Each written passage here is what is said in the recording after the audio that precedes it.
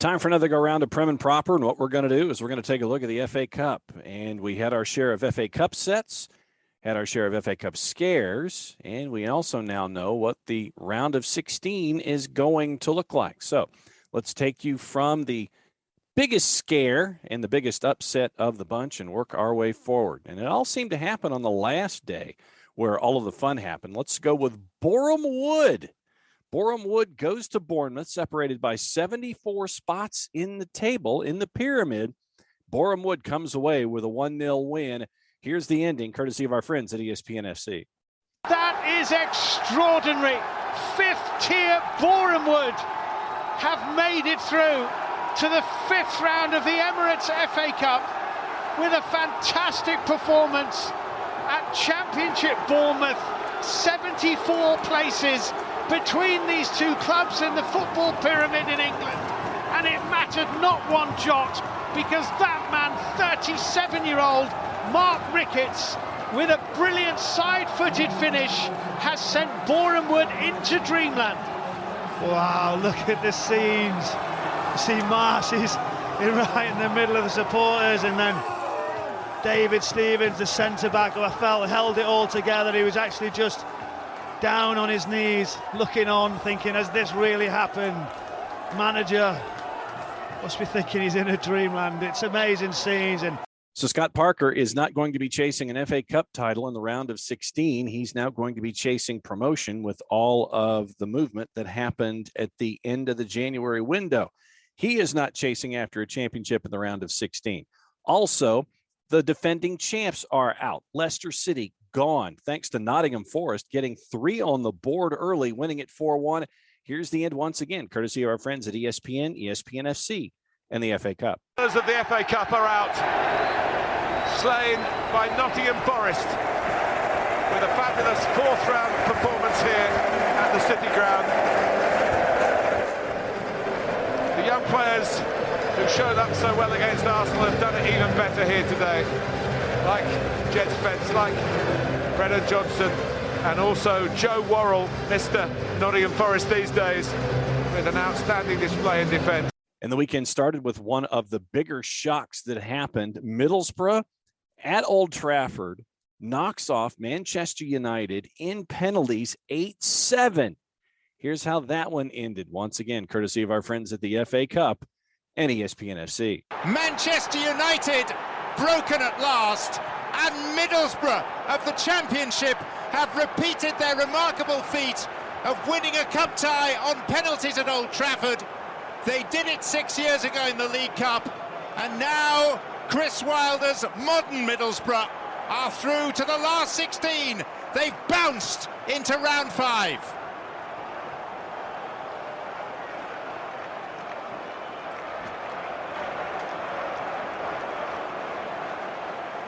And look what it means to 9,500 travelling supporters. Of course, the flip side to that, and these are scenes that echo the consolation of Bukayo Saka after his moment of dramatic failure at the European Championship in the summer.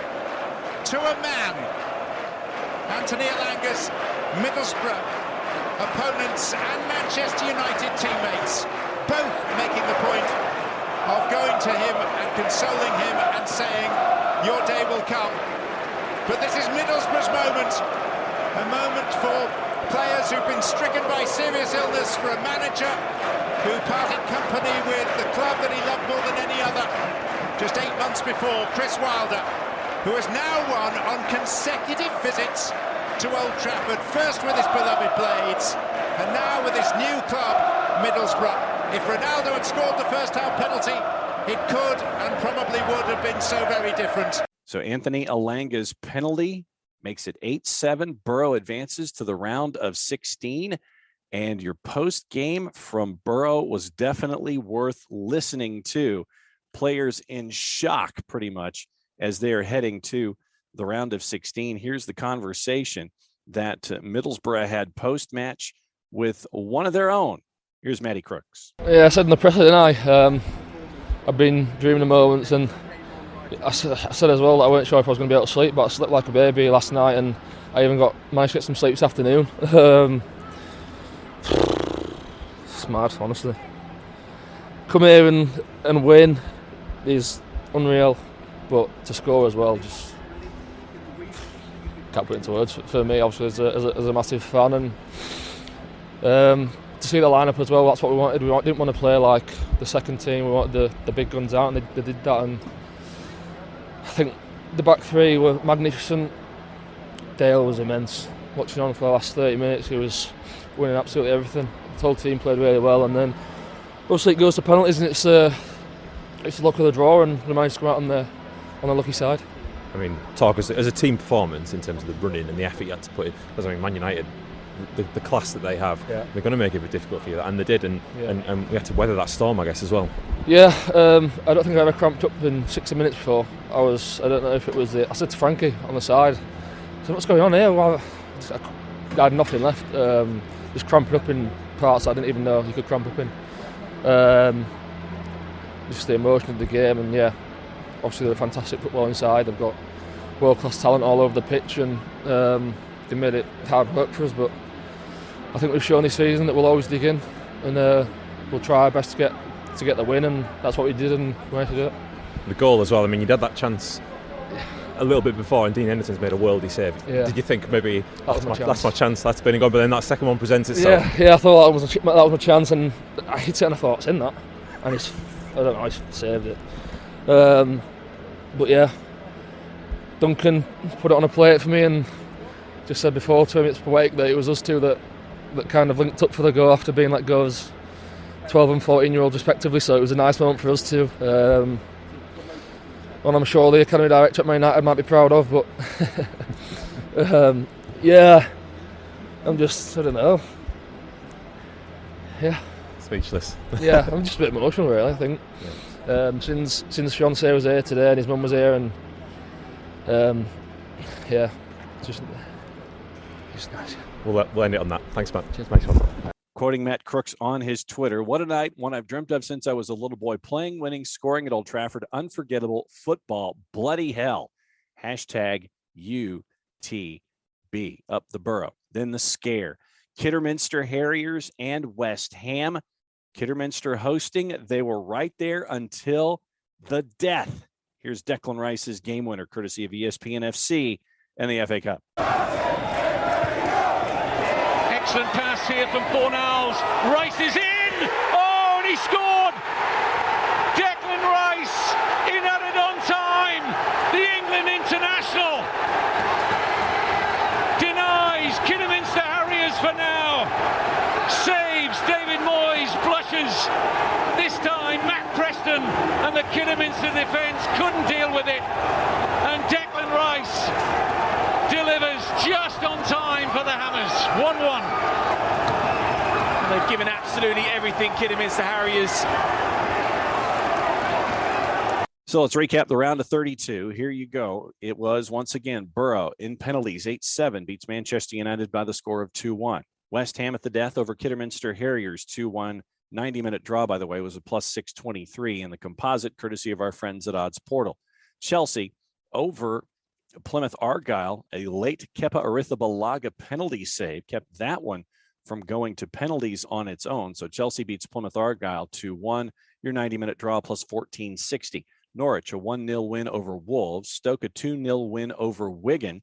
Southampton over Coventry City, 2-1 in extra time. 90-minute draw, there was a plus 268. Peterborough, a 2-0 win over QPR. Man City, no problems with Fulham, 4-1. Huddersfield over Barnsley, 1-0.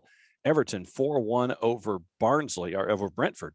Crystal Palace is a minus 714, beat Hartlepool 2-0. Luton Town 3-0 is a road favorite over Cambridge United. Spurs, as Son and Kane connect, they beat Brighton by the score of 3-1. Liverpool as a minus 1667 at home, beat Cardiff 3-1. Nottingham 4-1 over Leicester City. Boreham Wood 1-0 over Bournemouth. That's your rundown.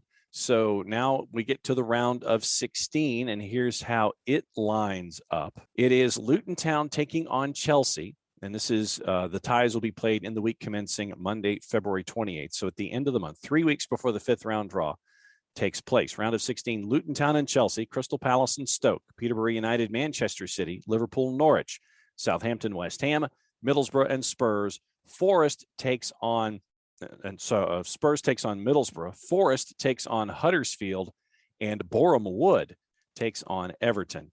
That is your 5th round draw. So once again, Leicester's title defense out the door. We will have a new champ in the FA Cup, and the round of 16 is at the end of the month. A fantastic round of 32. Thanks for hanging out with us as we broke down everything Prem and proper. Don't forget, the Premier League kicks back in starting in 2 days. On Tuesday, you have 3 matches as everybody comes back in. It's some Tuesday, some Wednesday, some Thursday to get everybody back in line for Saturday. Tuesday, Newcastle and Everton, West Ham, Watford, Burnley, and Manchester United. On Wednesday, 4 matches at either 2:45 or 3. Manchester City, a big favorite, hosting Brentford. Norwich, an underdog with Crystal Palace coming to Carrow Road. Tottenham, a -159 as Southampton comes to town. Villa, a -123 hosting Leeds. Thursday, Liverpool hosting Leicester at a -357. Wolves, a home dog as Arsenal comes to town at a +122. So that's your Premier League. That's your Prem and proper. That's your FA Cup. Thanks for hanging out with us. Play it safe, everybody. Enjoy the games.